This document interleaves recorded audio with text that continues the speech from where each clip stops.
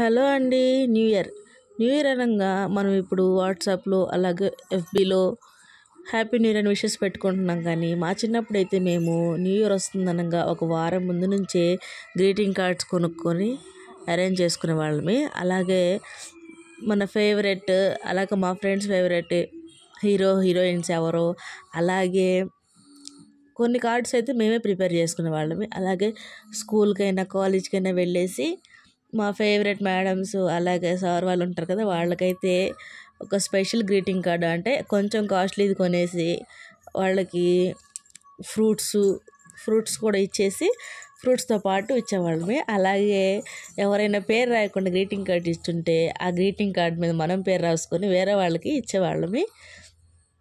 ఇంకా ఫ్రూట్స్తో పాటు ఫ్లవర్స్ కూడా ఇచ్చేవాళ్ళం, రోజ్ ఫ్లవర్స్ కూడా ఇచ్చేవాళ్ళమి. అలా న్యూ ఇయర్ అయితే సెలబ్రేట్ చేసుకునే వాళ్ళమి. ఇంకా న్యూ ఇయర్ అయిపోయిన తర్వాత ఒక వారం తర్వాత దాకా ఆ గ్రీటింగ్ కార్డ్స్ తోటి బెట్టింగ్ లాగా ఆడుకునే వాళ్ళమి. మీకు ఇలాంటి న్యూ ఇయర్ మెమరీస్ ఉన్నాయా? ఉంటే కామెంట్ చేయండి. ఈ వీడియో నచ్చితే లైక్ చేయండి, అలాగే subscribe. Thank you for watching. Bye bye.